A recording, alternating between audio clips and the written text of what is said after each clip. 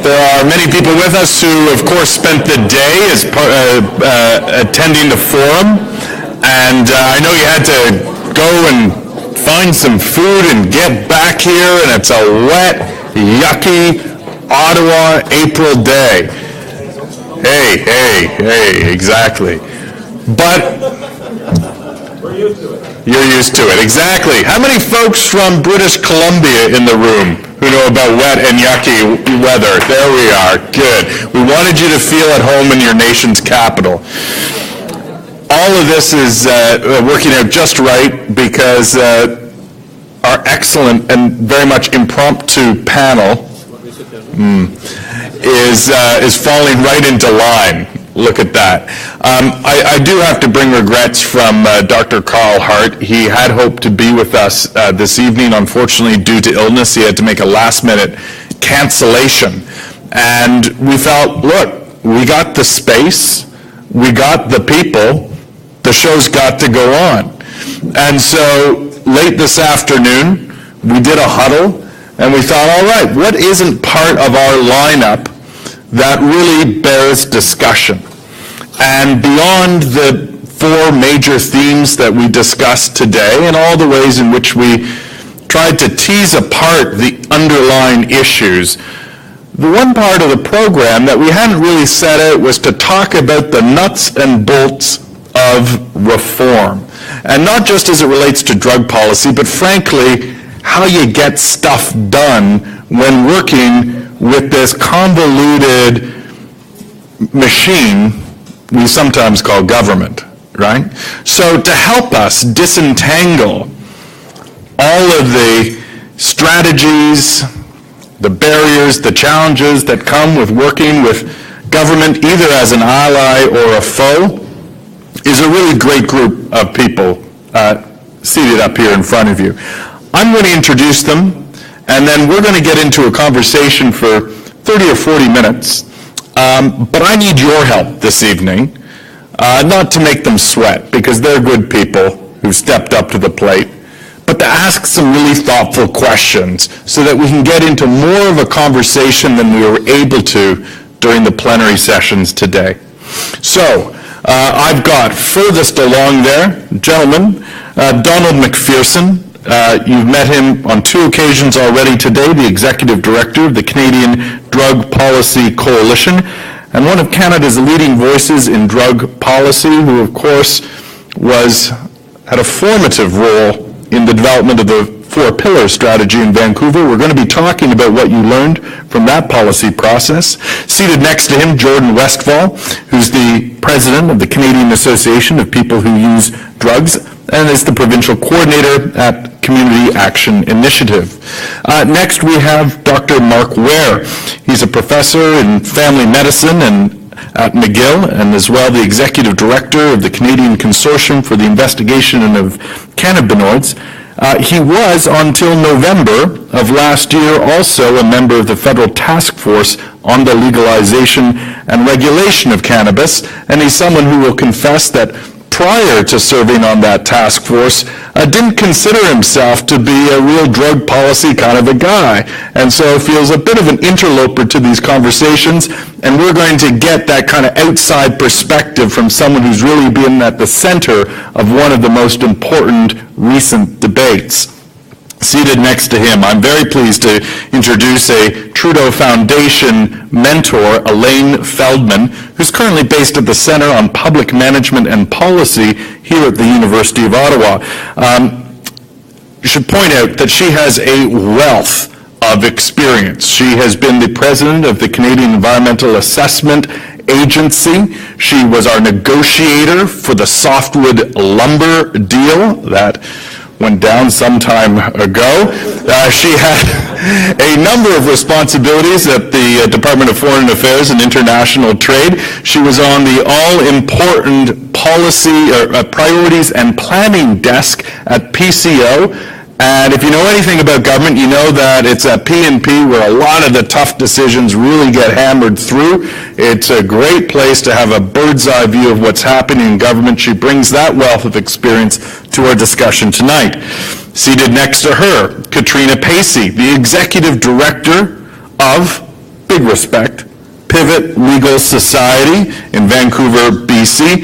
And she's going to be talking this evening about the use of strategic litigation. I should also point out, she's also appeared before a Supreme Court twice. Very cool.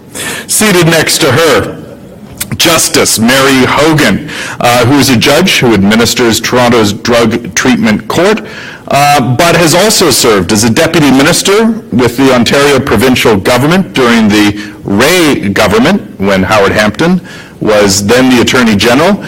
She's someone who has seen some real cultural changes within the judiciary. We're going to have the chance to talk about that as well tonight. So how about a round of applause for our panel?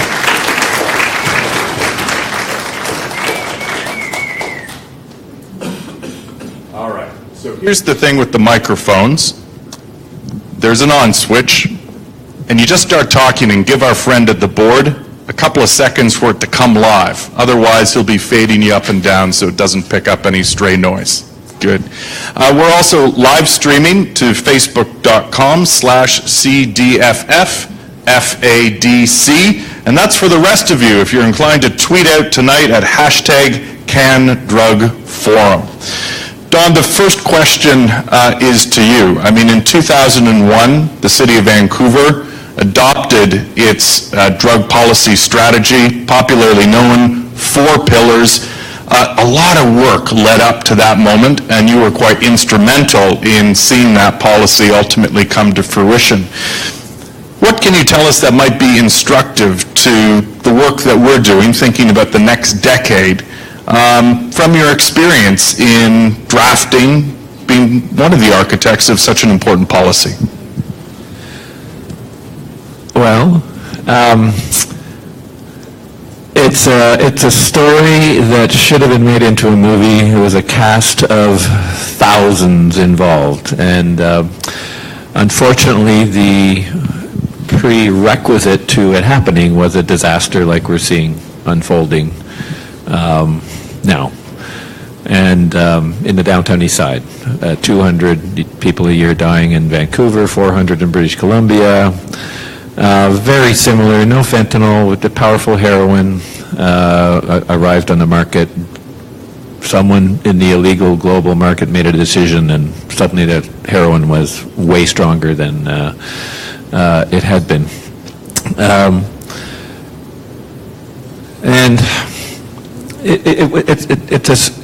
not going to tell a story. Don't worry. It's a story of a bunch of things coming together at one time, including that, and the involvement of a number of players at the community level, at the institutional level, and a mayor who was really at the end of his rope in trying to figure out what to do, and was defaulting to the same old stuff that you say when you get elected. Like, you know, the judges are letting us down, they're not putting people in prison long enough, they're not arresting the dealers, and you know, we have to get tough on the drug dealers. So the problem was situated in the drug dealers. Philip Owen developed a whole narrative around the users are sick and the dealers are evil. So, you know, evil entered into the language. So, but he moved because of sort of a collective drug policy education program that myself and a whole bunch of other people in the community put him on, and educated City Council. It was very much about educating people about other places where they had this problem and they did things that made it better. So there was institutional leadership that he had actually pulled together into this coalition for crime prevention and drug treatment. They didn't know what to do, but they were leaders in the community. The head of the Port Authority, the head of the Airport Authority, the head of the YWCA. The public library was involved. So Philip Owen had created this sort of machine that was sort of revving its engine and spinning its wheels and not really knowing where to go. And a number of us from the community, I come from the community, sort of connected some dots in terms of why don't you try thinking about this? And we brought over people from Germany, Switzerland, the UK, and really sat people down and sort of, it was really looking at another case, another example. You know, you could try these things, and by that time, Van Du was organizing. People were beginning to advocate for some of these things that happened somewhere else. So, you know, Insight opened in 2003. Sorry? Oh, sorry. Vancouver Area Network of Drug Users opened. Started in 1996, 97, 95, 96, 97. And they were responsible for it. People think Insight was the first injection site in North America. Well, it was the first sanctioned injection site. Van Du had opened, and another organization had opened 2 or 3 renegade sites. And if Anne Livingston, who was one of the founders of Van Du, were in the room, she would say, you can't get an injection site without opening an illegal one first. So that's the way it goes. You know, everywhere it's happened, in Holland, in Frankfurt, and, you know, you have to, you know, civil disobedience is alive and well in the drug policy world. So it was an example of a politician. And my main goal at being at City Hall was to find a politician, but I thought I'd find a Minister of Health provincially, or a Premier, or a Minister of Health federally. And Philip Owen sort of had this real big interest in doing something differently. So I found a mayor, because I knew we needed political leadership on this stuff. Things were not going to happen unless someone were to take a politician. We had lots of stuff going for us. We didn't have a politician. We didn't have that political leadership. So it was a process that built from the bottom up, and it was able to get the policy agenda at the city level firmly on the table, which allowed Philip to then do his, once he was engaged, significantly engaged, it allowed him to do his political work in getting other mayors on board and engaging the province, engaging the federal government in trying to move to implementation of this 4 pillars plan, which called for a number of initiatives to be implemented. I want to come back to the question of political leadership, because I think it will be a theme through a number of, you know, comments that get made this evening. But Jordan, let me bring you into this, and let's just take a moment to focus a little bit on the Vancouver and BC example. Yes, there's leadership, but as Donald's pointed out, a lot of leadership comes from the bottom up, and organizations like Van Du and Kaput, founded in 97, I believe. You were there at the table, and you were there on the streets. Tell us a little bit about the role of your organizations in helping to secure some of these reforms. Hello? Well, not in 97, I wasn't, but later on, yeah. I came to this work through my own experience as an opioid user, and when I was using, I was actually like an undergrad honors student, right? I was, you know, able to keep that section of my life very well together.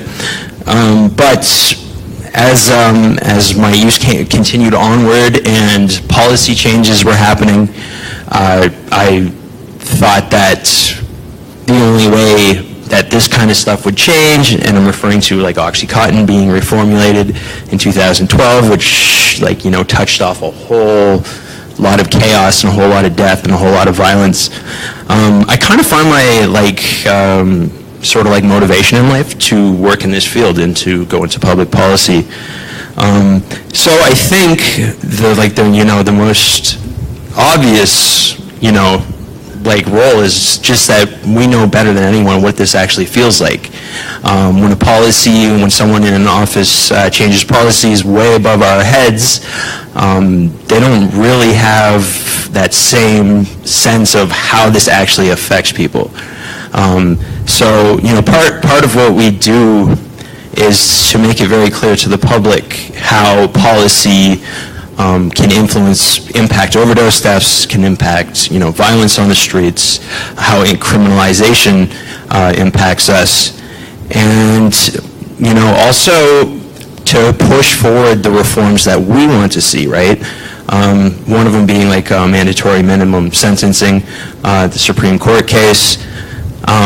We, obviously fight against criminalization at all, all criminalization. So our role, I think it's changing, and I think it has to evolve a little bit. I think we need to, put us more at the forefront of making policy and changing policy. And, I think that's where things need to go. I think we have to have more influence and more control over the policy that oftentimes determines whether people live or die. Tell me a little bit more about what it would mean to be closer to the forefront of policy development. We were saying over dinner that how you canvass your members every year and you think about some priorities, but for you to kind of take the next step in terms of policy development, what would that look like for Kaput? It can take a variety of different forms. Obviously, we're an advocacy group right now, but I really do want to see more people move up the ranks in government with lived experience and in other advocacy groups with lived experience, because I think that the people who have the clearest picture of what's wrong are the people who've lived it or who are living it right now. Katrina, as the last kind of member of our BC contingent on the panel, I want to come to you because Donald has talked about the care with which you need to build coalitions around a policy idea. We've heard from Jordan about the importance of the user's voice. But then you've got a whole other set of tools that you deploy, strategic litigation, pursuing reforms through the courts. Tell us how you get involved in these issues, how you pursue them, and what you found to be most effective. Thanks, Peter.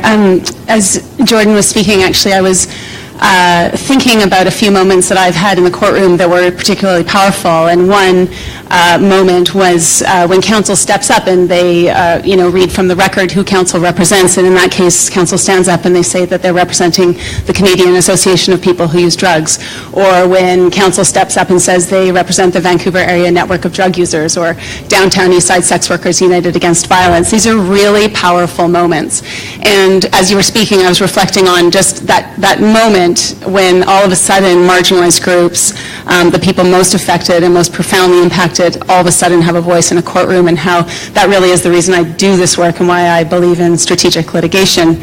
So I thought, and was asked to describe what is strategic litigation, and it really is a court case brought on behalf of an individual or a group of individuals who are really bringing it on behalf of society at large, but a larger group of affected people. So it's test case litigation, its purpose is to create social change. It's around social justice, environmental justice. It's about, system change overall. And I think probably many of us in this room have witnessed or are aware that strategic litigation has been really instrumental in moving drug policy forward, and we can look back over the last decade to see that that's certainly true. Under the previous government and under Stephen Harper, that was very, very true, because, of course, I described the government as a sort of make litigation work project, because it seemed like every time we turned around, Harper was enacting new legislation that, in our view, was unconstitutional, and in our view, was going to or should eventually land at the Supreme Court of Canada for a decision by that court. But if you look back over the last decade, and that's certainly been the scope of my experience as a lawyer, you can, begin with Malmo Levine, and you can look at the medical marijuana and cannabis litigation and how instrumental the courts were to really identifying access to medicinal cannabis as a constitutional right. And then you can see how that unfolded, and of course I think we're all aware of the incredible moment when the Insight decision came down. Of course that case was launched as a defense in some ways because Insight was threatened with closure, and the community and the organization that runs Insight was forced to step up and defend its service, defend this life-saving service using the Charter of Rights and Freedoms. There's been a number of other test cases in places where strategic litigation has had a huge impact, and we can look at the mandatory minimums cases that have come down as of late. More Recently, a case that didn't end up in court but was headed there, which was in defense of or fighting for the right to access prescription heroin. So that's a case Pivot was lucky to be involved in, representing 5 individuals from the downtown east side who had been part of the Salome Project, which was the study looking at prescription heroin as, again, a life-saving health measure and addiction treatment service. The government attempted to shut down access to that program through special access. A constitutional claim was filed and luckily did not have to be litigated by virtue of a change in government and a change in approach. So strategic litigation, and this is a very huge topic, and I'm just going to touch on a few points looking forward. One is that it is interesting to think in this moment about whether strategic litigation will continue to be a key tool with a new government, with a new approach, with a new focus on drug policy, addiction and drug use as a health issue, moving away perhaps not entirely, but certainly in part from a pure criminal law approach. So where are we at and what are we doing in this moment? Pivot, working in conjunction with Kaput and drug policy organizations and as an ally organization, are, I would say, in a process of sort of let's see what this government is willing to do. It's not to say there aren't cases before the courts right now that the government of the day is not settling. For example, you heard about needle distribution programs in prison. That case is scheduled to go to trial in September, and the government has not indicated an interest in settling that case, which, of course, I don't think anyone in this room would be surprised to know that distribution of clean needles in prison is a very crucial public health measure. So strategic litigation is continuing to happen, but where are we at in the grand scheme of things? Well, we're at a stage where we're in conversation as a movement with government to see what they're willing to do and how far they're willing to go. With Bill C-37 right now, it's an interesting kind of example of how we sort of, as a movement, are going to make our claims known and our demands known to government. The concern or the question we have to ask ourselves as lawyers is, are they going to go partway towards meeting, our demands or our requests for policy reform, maybe go partway in order to make legislation constitutional, but maybe not far enough to actually meet the needs of people who use drugs in the drug user community. So we're at an interesting moment, and what my prediction is that we will continue to need to use litigation, that it's possible that it will take some time to see where all the dust is going to fall in terms of policy and legal reforms. But the last 3 points I wanted to make before I end are, there's lots of pros and cons with litigation, and I think you probably know what many of them are. It's expensive, it takes forever, you could win or you could lose. There's lots of ways that it can go. But what litigation is important, one reason, or one of the many reasons it's important, is because in a courtroom, human rights matter and evidence matters. And that's something I've really noticed is different than when I'm presenting before Parliament or before the Senate or I'm in conversation. It is a place where evidence really matters and where individuals such as yourselves, who are experts on these issues, can have your voices heard, but even perhaps more importantly or as important, voices of organizations like Kaput and drug users can be heard. And so strategic litigation, in my view, is a very important empowerment tool. It's a very important way to amplify voices of marginalized groups, and it's a place where you can file a record of evidence, real evidence, and it will be counted, it will be tested, it will be evaluated, and it will be assessed, and it will be assessed in the context of a human rights instrument, which is a really important feature when you're dealing with something that is politically charged in the way that drug policy is. Mary, I want to come to you next, and I think, in the same month we see on the cover of Time magazine, Is Truth Dead? It's heartening to hear that the courts are still a place where evidence matters.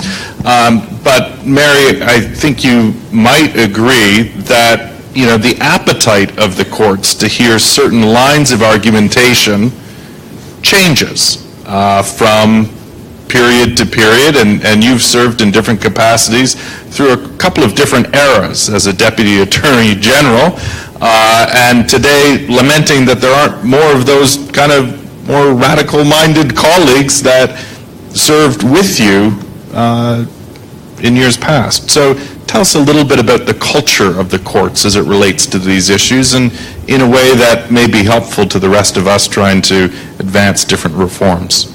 Okay, am I being heard? Yes?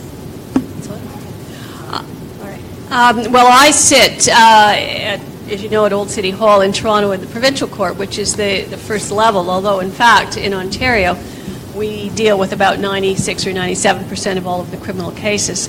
And, you know, that's where they come for everything. And then, of course, whatever decision we make, they get appealed. We just do the straight criminal cases, so some of the other cases that have more of a social context and whatever don't in fact get adjudicated at our level.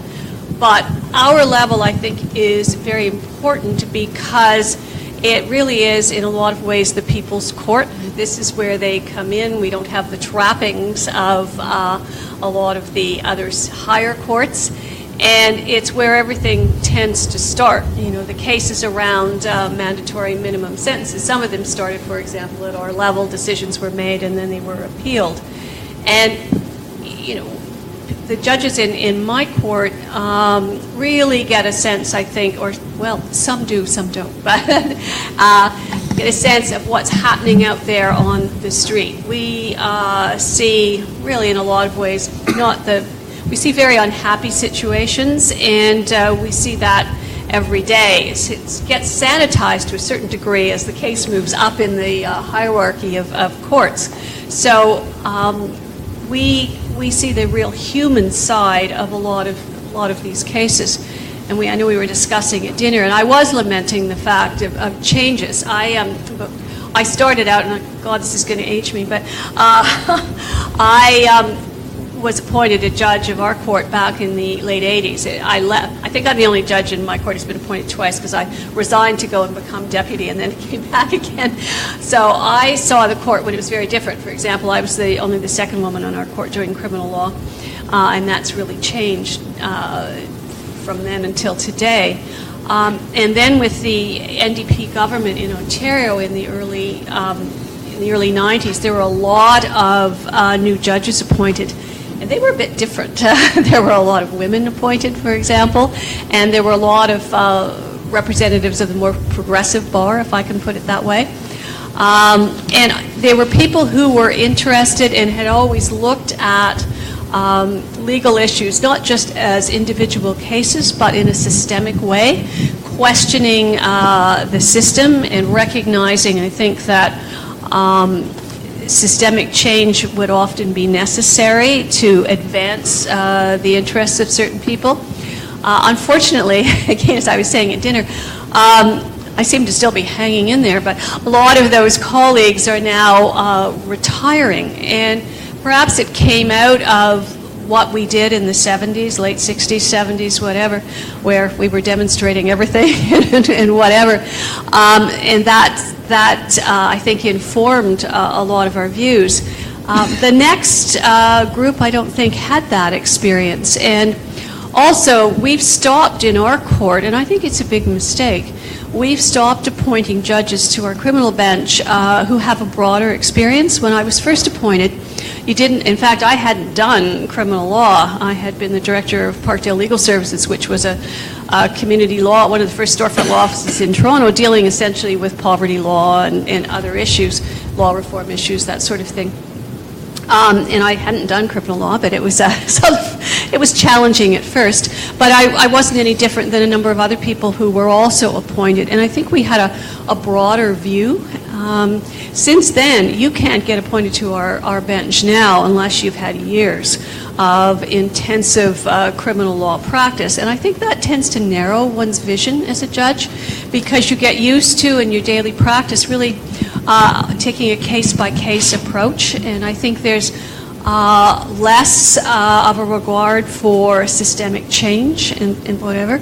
And I think that's most unfortunate. I think you get tunnel vision, and you can't have tunnel vision because you're looking and dealing with people and people's issues. It's not just the particular crime, particularly when it comes to broader social issues like drugs, for example. And so that's a big change that I've seen. I know recently, I think it was last night at the meet and greet we had, one of the mentors asked me, Adam said, why don't you get the judges to get together and, pass some resolution for reform? And I said, oh, wouldn't that be wonderful? But that's being political in their view. And God knows judges should not ever be political. I don't think that's political. I think that's using our experience and realizing where the changes need to be made in the system and advocating for that. Because, we're in some cases in a very good place to advocate because we understand the ramifications in the courtroom and in people's lives. But that's unlikely to happen, unfortunately. So you're going to get change, and as Katrina was saying, you're going to get change when there are broader social issues being litigated, and they're so important, and it's so important to litigate those. We start out with some of the individual cases, and then they go up. But you're not going to get judges advocating for, I don't think anyway, real systemic change. You'll get them advocating about changes we should make in being efficient in the courts and that sort of thing. I said in one of the groups today, it was driving me crazy because everything these days is we have to move the cases through our court system quickly, and I can't disagree with that. I mean, the delays are ridiculous. But what's getting a lot of press, for example, is the alleged murderer who got his case thrown out because of delay. And so now there's a push on in the courts. And if I get one more memo telling me to fill out this form because it will make things more efficient and whatever, to make sure that the cases are being heard within the 18 months that at our level and 30 months at the other level. But no one has asked the fundamental question in this whole debate of what is a crime? What is appropriately in front of our courts? And, in terms of dealing with our delay, for example, we could very easily free up a lot of courtrooms, a lot of judges, and other personnel if we decided that a lot of the drug cases that are in front of us ought not to be prosecuted. And it's, but nobody anymore is really asking those fundamental questions about what ought to be in front of us. It's just how do we get what's in front of us done faster, I want to pull in the last two members of our panel, but before I do, I have to ask, you'd said that Premier Ray brought you in to shake things up a bit, and I expect you had a vision for where you hoped things would go. And so now here we are, almost 30 years later. How much progress have we made against what you had hoped for? Oh, progress is slow, not a lot. I learned, because I wasn't a bureaucrat, I came in from the outside, from the courts, and I learned what a bureaucratic organization is like. It's like this huge, huge ship that you have to turn around, but it inches itself around. And I also learned that while some people in government might have wanted real change, that message hadn't gotten to everybody. So it's difficult. And, you have to be optimistic. It takes time, but 30 years is a long time. It is a long time. Elaine, you're someone who has seen how slowly things often move, but also how sometimes things get dislodged and accelerate very quickly. I heard a number of people today in the conversations refer to the need to take a whole of government approach. We've got to get everyone pointed in the same direction, not just one department, but everyone who has a stake in this. What can you tell us from your experience about what is required to actually make things move faster? So we've heard some stirring stories this evening about how changes came about in Vancouver, the use of strategic litigation.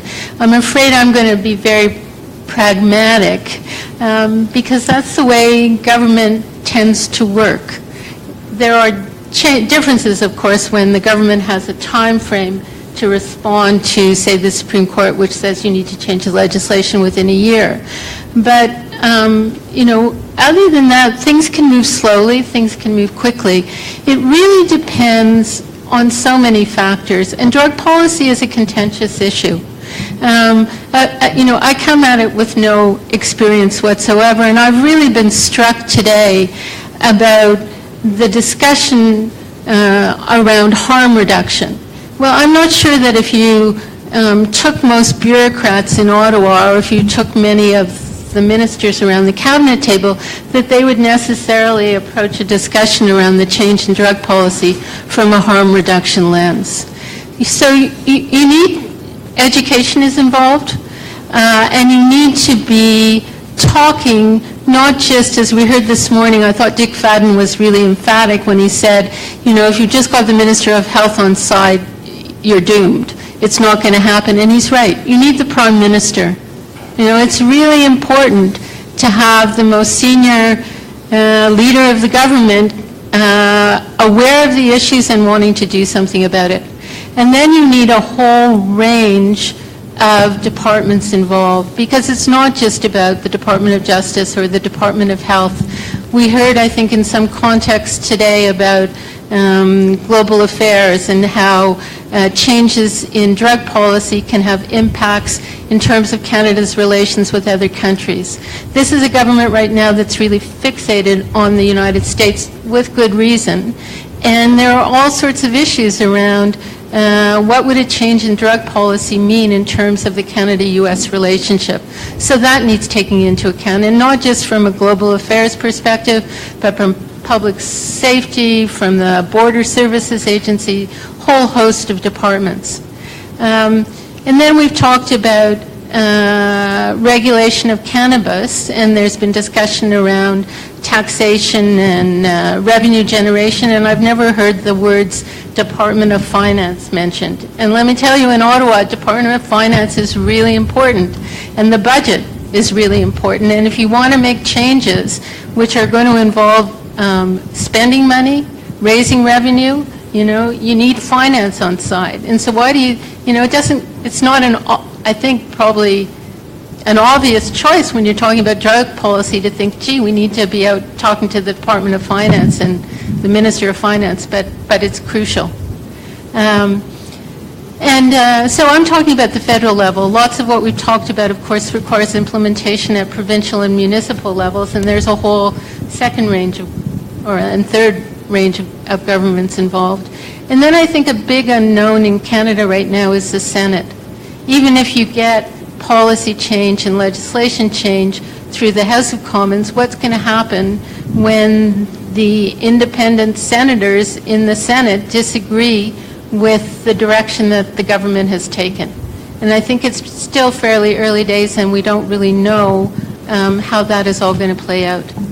And then the last point, I just want to make one more point, and I think it was Dawn who made the point earlier about the stakeholders. It's so important, particularly on contentious issues, to have people out there who are respected voices speaking up in favor of the direction that the government wants to move in. On many of these issues, the government doesn't want to be the only voice. They want law enforcement on drug policy. They'll want law enforcement. They'll want the healthcare professions.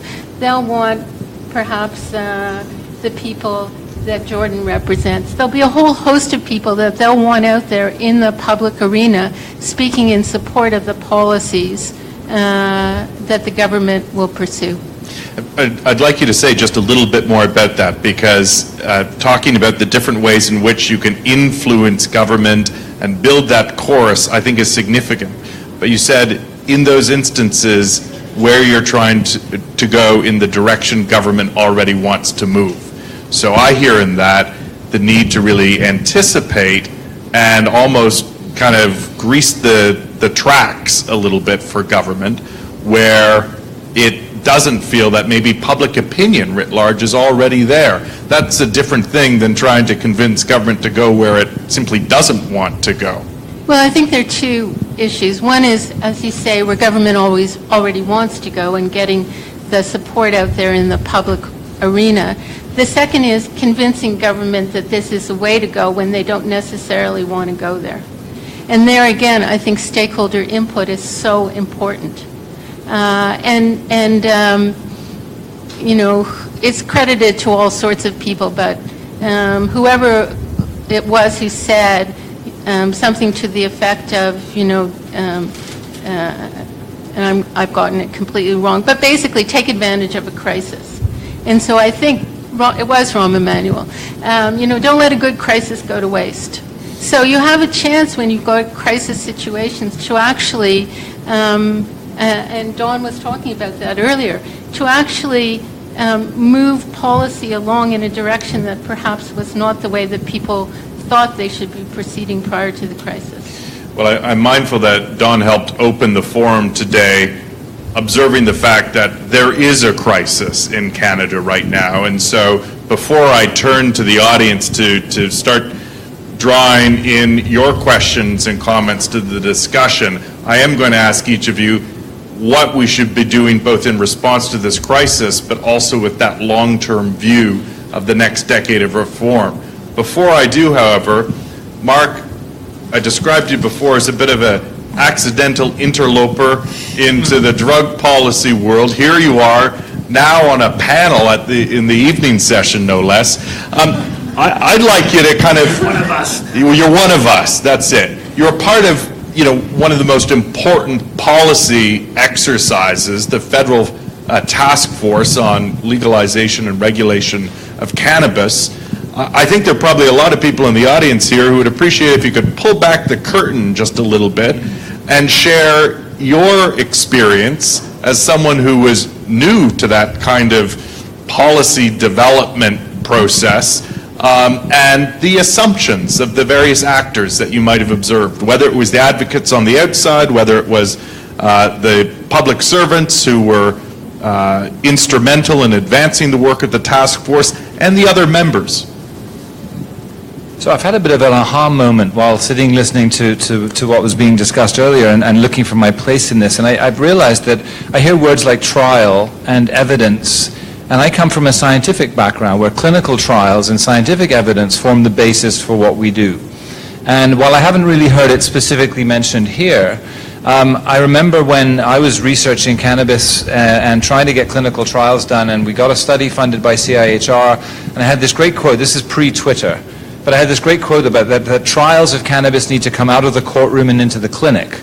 And I remember, and sort of it came back to me, and I realized that this approach of legalizing cannabis is supported by two things. One is the patient experience and the legal challenges and the strategic legislation, the strategic litigation that's been going on. But it's also been supported by science and the discovery of cannabinoid receptors and the discovery of an endogenous cannabinoid system and ligands that bind to that and clinical trial data that suggest this. So you've got two very different but very complementary streams of pressure being put to bear on changing a policy. And I don't know that necessarily one would happen without the other. I don't know the drug policy research, the Naomi trials, Salome, but I suspect that those also provided a lot of weight in making decisions to shift and change and are going to contribute. So as much as I respect and acknowledge the need for that legislative and legal pressure, the scientific pressure has also got to be maintained.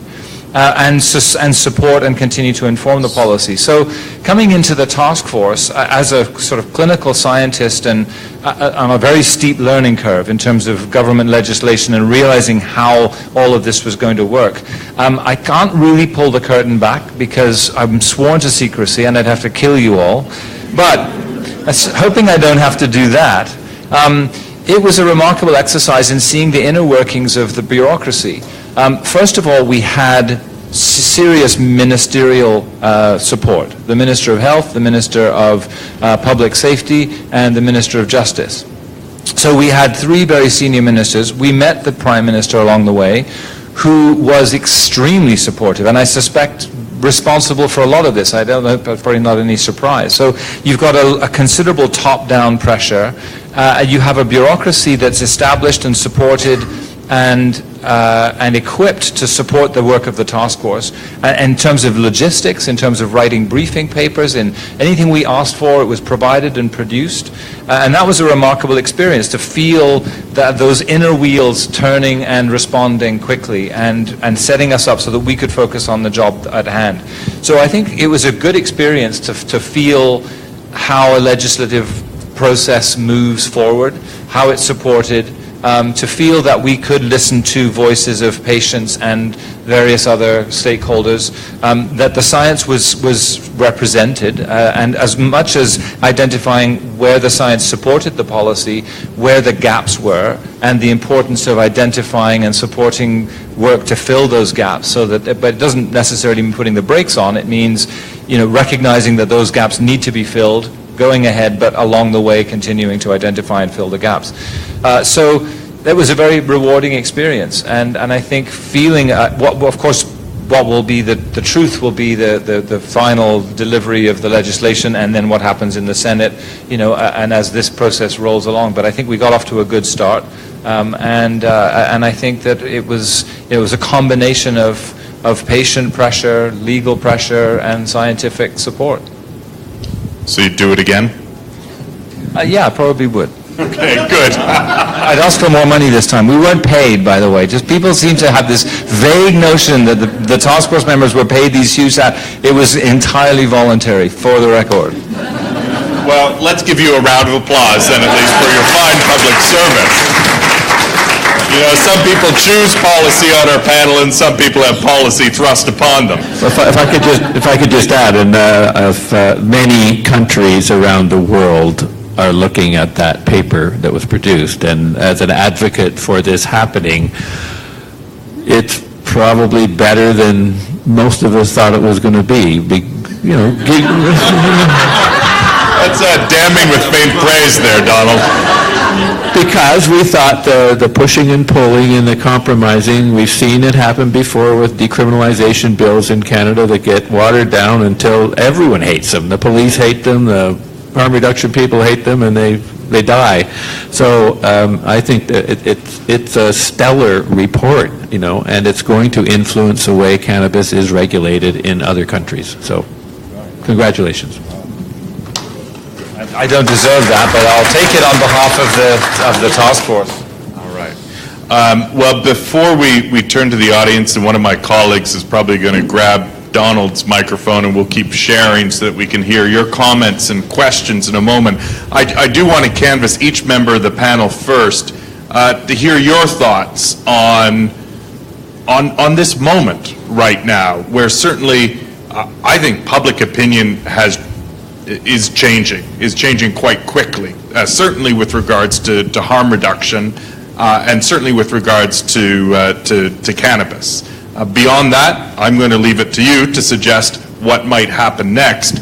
But if we think about this as a moment from which to maybe accelerate some of the reforms that I believe many of you hope for, how might that occur?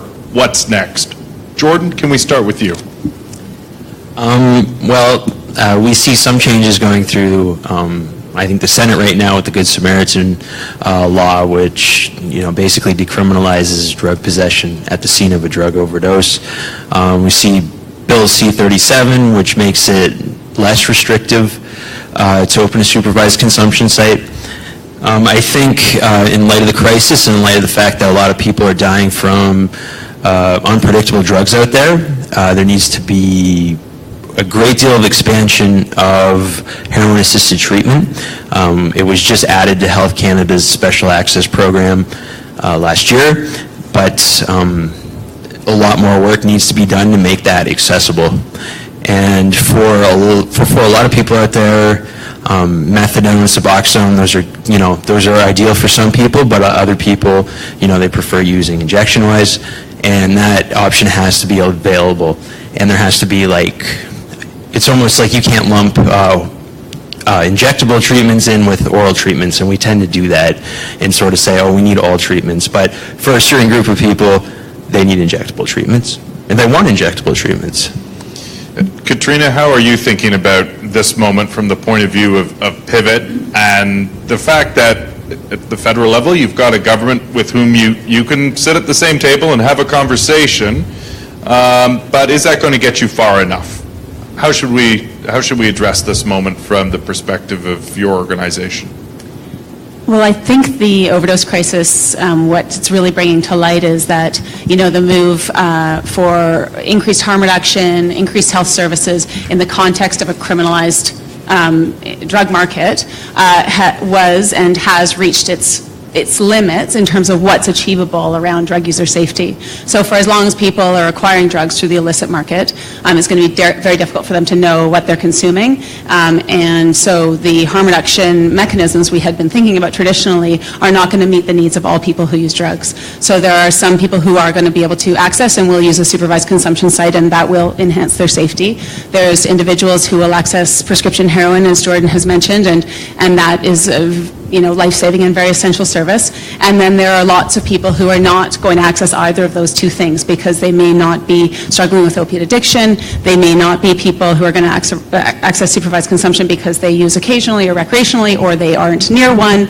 And we really need to start thinking about how can we regulate the supply in a way that people know what they're consuming, have the appropriate information to consume it safely or in the safest possible way. And that is where this moment is really leading us to a conversation about regulation of drugs that is, in my view, undeniable. I think that it's been easy to ignore. It's been easy for policy and lawmakers to ignore that conversation as something that was too radical and unnecessary, and let's keep moving health services forward and see if we can meet the needs. And that's not going to meet the needs for as long as people don't know what they're taking and don't have a safe place to consume it. Don? I just had a question, and Katrina, I don't disagree with you, but that's going to take a long time. In the interim, in the absence of adequate sort of opioid substitution treatments, is there a strategic litigation opportunity around drug testing? So in the absence of regulation, in the absence of adequate treatment, people are still taking toxic substances of unknown quality. Is there a case to say, at the very least, in the interim, in this middle ground, without adequate harm reduction treatment services, regulation, if someone were to get arrested testing, should someone get arrested testing drugs? I guess that's my question. It's a very good question, and I think that we're going to need to see how this plays out, because there's many people involved in public health and involved in,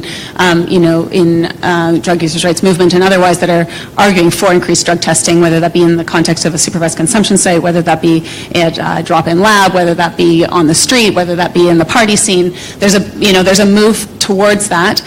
The legal question is the person who's involved in the drug testing activity or supplying the drug testing stuff, are they also, by virtue of being proximate to somebody who's in possession of drugs, also in possession of drugs, and do they need a Section 56 exemption? What is the legal framework that surrounds that activity and that core service? And so the answer is we'll have to see whether or not the legislation that's proposed and is currently at the Senate, which is C-37, is going to open up the doors for sufficiently to ensure that drug testing can happen in every context that it must, and where the criminal law is not a barrier to people being able to provide that as a essential harm reduction measure. So the answer is I don't know, and what we'll have to see is what is the federal response when applications are made and when those services are enhanced and expanded. Mary, from your perspective, where do we go from here?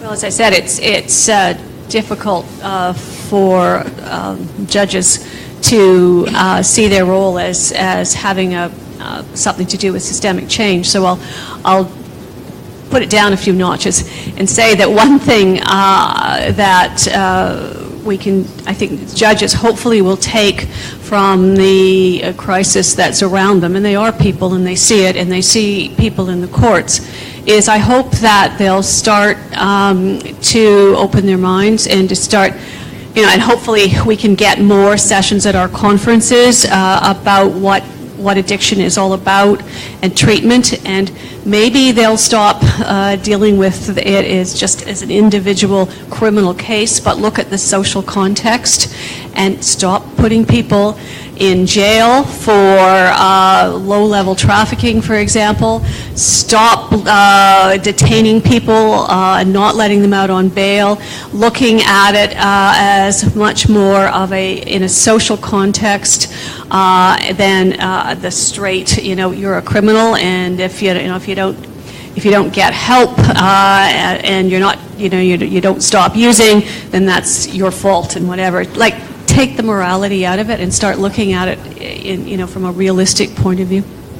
Elaine, you know the U.S.-Canada relationship, even if you don't know the ins and outs of drug policy.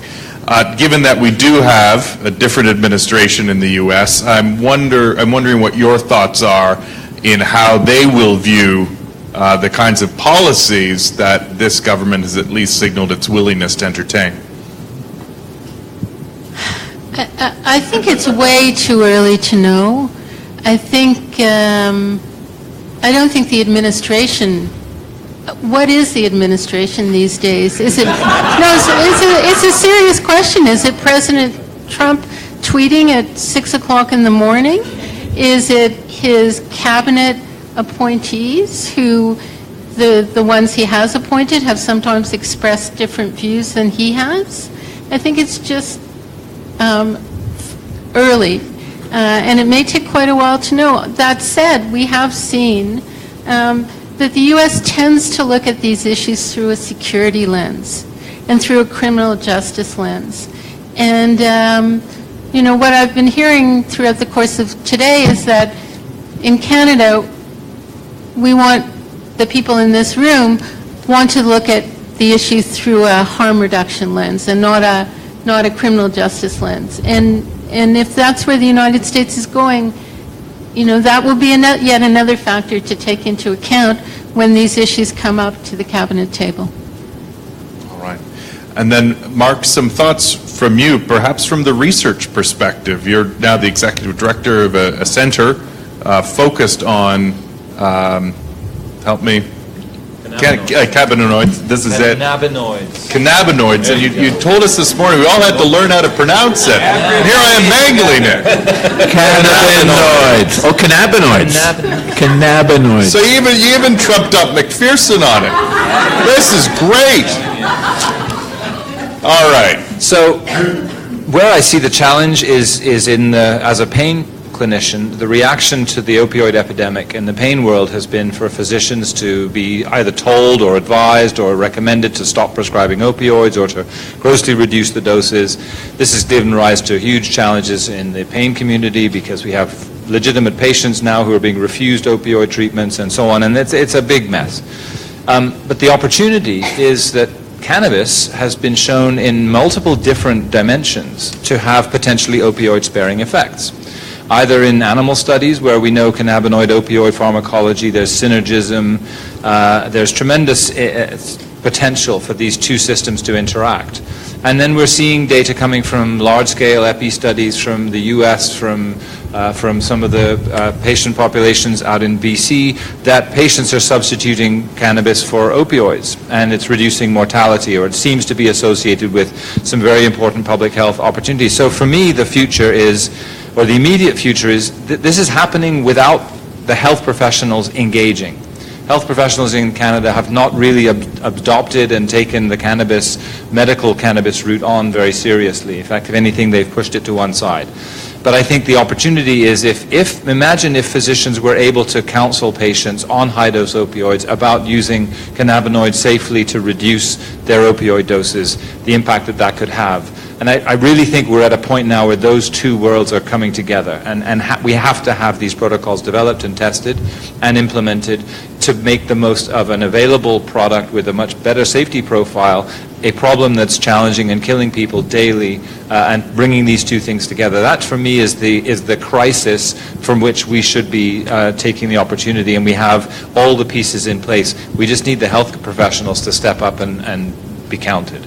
All right. My colleague Joanna is going to be looking for some questions in just a moment. But Don, what's your playbook for the next decade of reform? I think if you come back to Canada, or you come to Canada in 10 years, you're going to see harm reduction. Let me preface this. A lot has to do with what happens with fentanyl and the overdose situation. Because when Portugal scaled up quickly and they've sort of settled, their system is sort of settled at a place where, you know, there isn't a strong discussion about regulation, there isn't a strong discussion about cannabis legalization, there's good numbers around HIV, overdose, people have access to treatment, and so, and I'm not optimistic about the opioid stuff and the fentanyl stuff, but I think you'll see, we have a very, we talk a good harm reduction line, but we have precious little harm reduction across the country. You know, I mean, talk to the Marlis from Edmonton trying to get a needle exchange opened in, you know, a smaller place in Edmonton in Alberta or Saskatchewan, or so it's still, harm reduction's nowhere near scaled up. And I think you'll see supervised consumption centers in 10 years from now in Montreal, Halifax, Toronto, Edmonton, Victoria, Calgary, Prince George, Kelowna, Kamloops. I think it'll be normalized, like syringe exchange is in some. You'll see a bunch of different opioid substitution treatments, including maybe opium tincture. But you'll see hydromorphone, heroin-assisted treatment. So I think the cannabis, of course, will be illegal again because we screwed it up.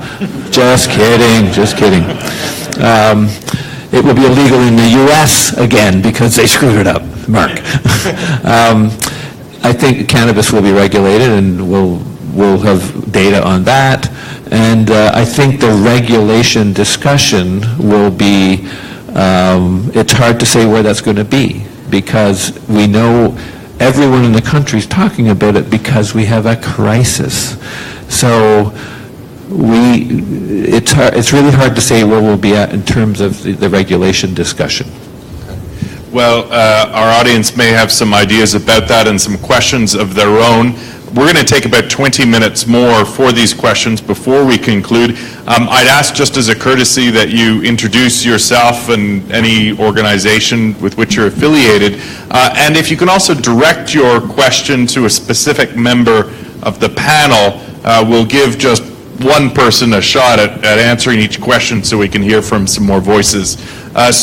Yeah, I see a flurry of hands. That's good. Dan, we're going to start with you. Then we'll go up to Mark Kleiman over there. And Scott, we got you over there. Thank you so much. You guys are an amazing last-minute panel. Like, really awesome. So my question is for Elaine. You mentioned that harm reduction is not the lens through which this government views drug policy.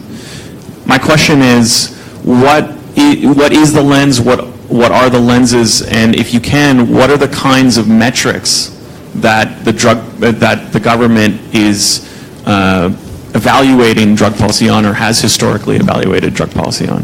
What kinds of outcomes are of greatest interest? Okay, if I said this government doesn't view through the lens of harm reduction, then I wasn't correct, because I don't know. I'm not a drug policy person, and I'm not sitting around the cabinet table anymore, so I can't tell you. But my guess would be that there probably are some people who do see it through the lens of harm reduction, and others who see it through the criminal justice lens. Just because I think that's where Canadians are. I think lots of Canadians have changed their views, for example, on supervised injection sites as a result of what we've seen with Insight.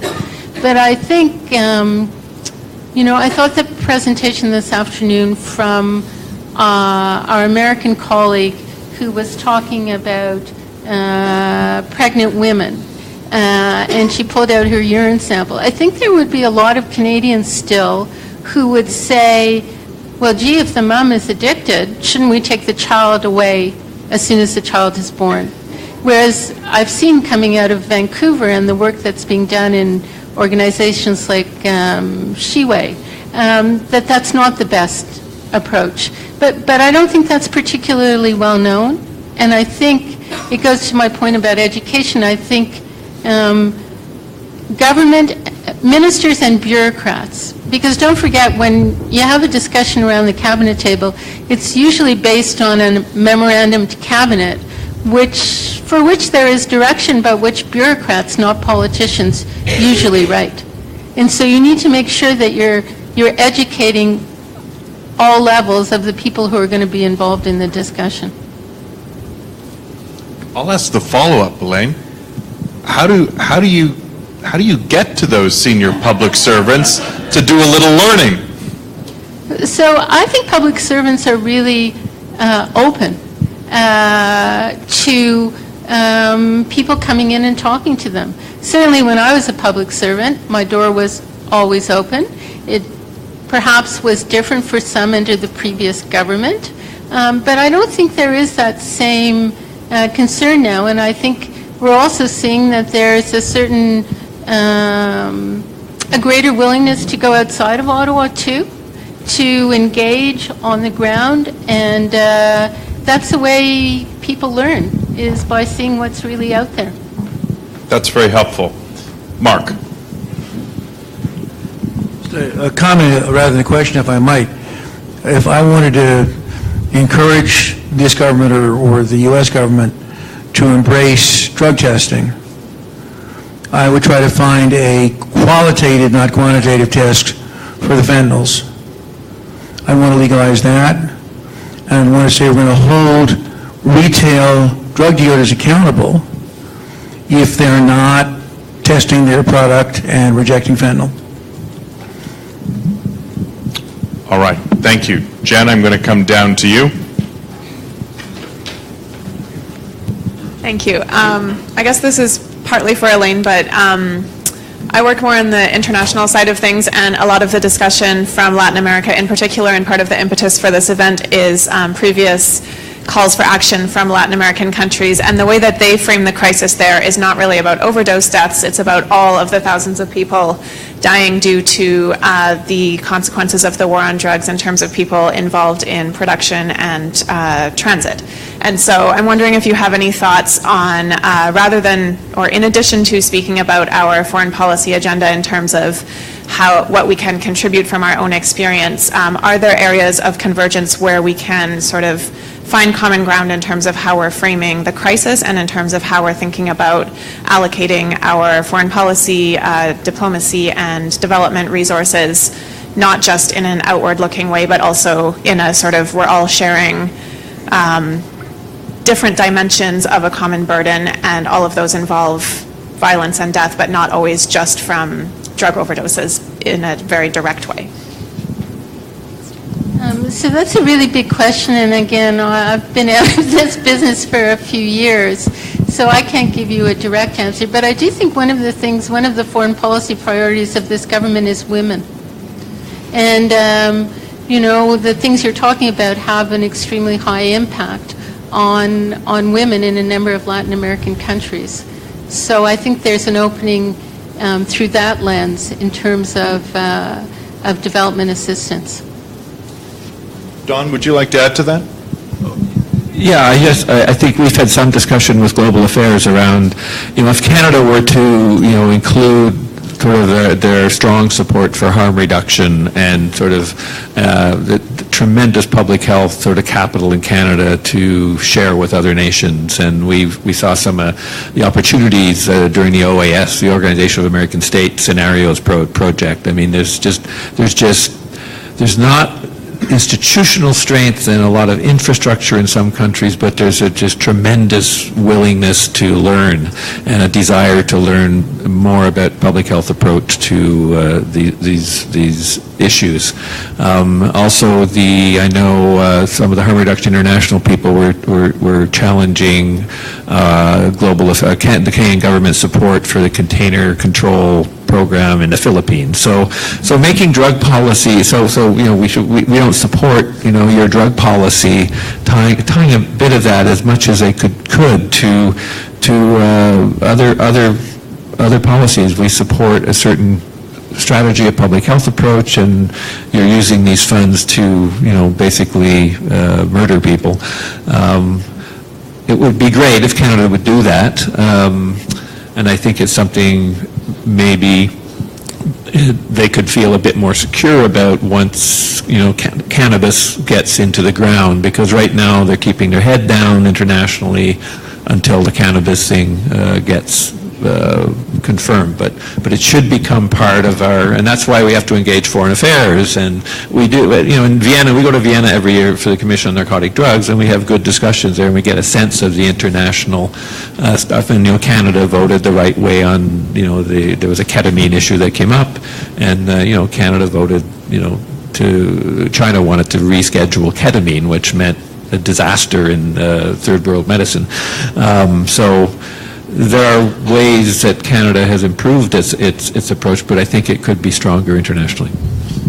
Morris.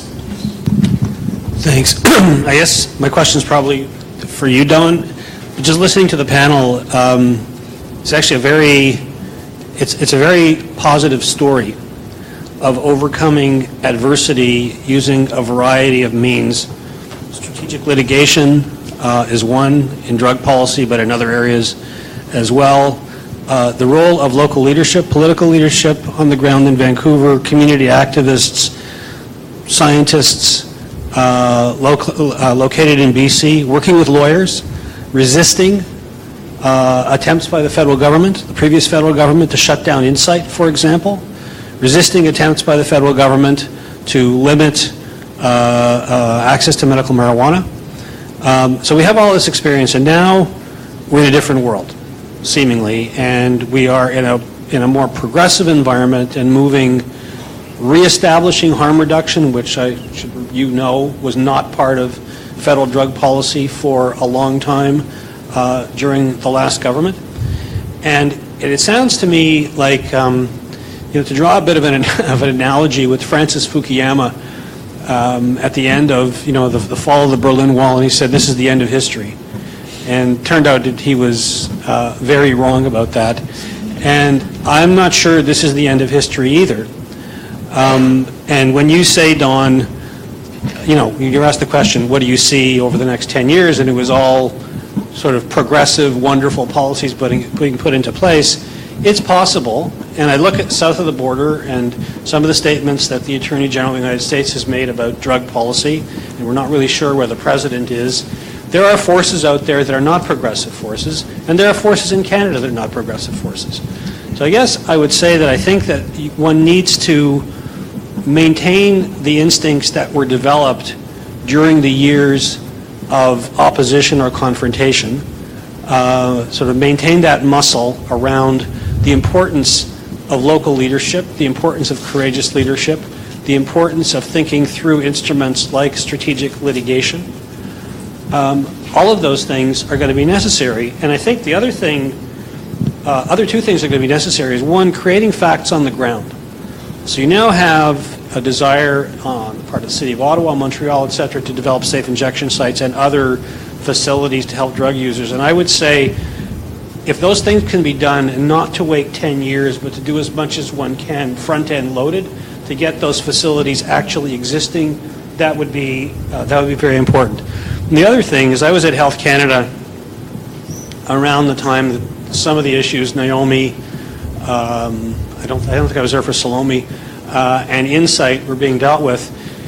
And one of the things I would say, and that I'm reminded of what's going on now in the U.S. with Donald Trump signing all these executive orders, undoing President Obama's executive orders. And executive orders are basically what we would call regulations. They're not legislation. The food and drug regulations are where you find the authority for projects like the experiments like the Salome or Naomi projects. They're in regulation. Insight, I think, is in the Food and Drugs Act, but I think what you want to do is really nail down as much as possible and circumscribe discretion, either by putting things in legislation, and if you're going to put them in legislation, make it really clear what the criteria are, so you can't have arbitrary dismantling of these things by a subsequent government. In other words, don't assume that you're always going to have a friendly government. Don't assume that ideology isn't going to come back to play in these things. And while you have the opportunity, work on shoring up what you've got.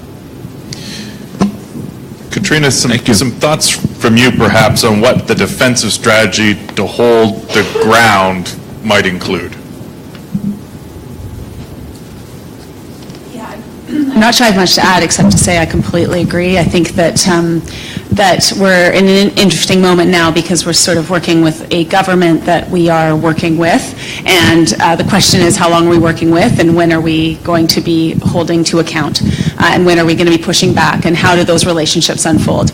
But the question you raise, or the point you make about, how do we create lasting change, and how do we create real change that's going to withstand changes in government that might come, and I just completely agree. And so I don't think that we should take the pressure off, and I don't think we should be friendlier than we need to be. I think we should be clear on what we want, and I think we should be strong in our positions, and we should demand a lot of this government, and of course always thinking very long term in terms of the change we're seeking, knowing what we've just been through over the last decade and what might come. All right, the last question is going to go to Scott here. Thanks. I was going to actually ask a different question, and then I decided to yield my time, but now I just want to respond.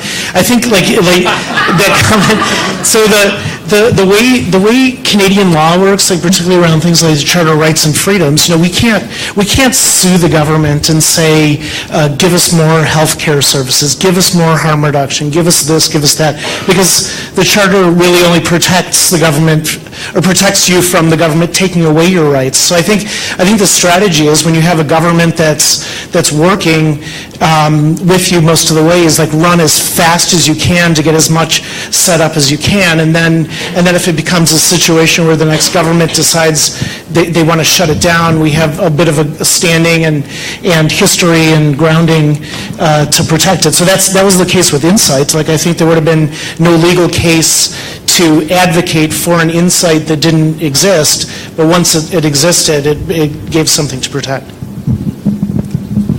All right. Any other comments? A quick question? We're good? We're good. We're great, in fact. We're going to have a 15-minute break, and then what do we do, Peter? That's so true. In fact, I do have an announcement that if you want to continue this conversation in a significantly less formal environment, the bar at the Alt Hotel has actually been set aside, and everyone is welcome to join with perhaps some members of our panel and certainly the organizers of the conference this evening. Mind you, however, we start at 9 a.m. sharp tomorrow, and you'll recall that I concluded the day emphasizing just how much we've got to do. I think this discussion has actually been very helpful in grounding some of our conversations tomorrow, and bringing a sort of applied perspective from advocacy, the coalition work that Donald has done so effectively around a policy idea, reminding us of the importance of good clinical research as another branch of necessary evidence that can be marshaled in various situations in order to secure and advance the policies we care about. A big, rousing applause for our impromptu and very fabulous panel tonight.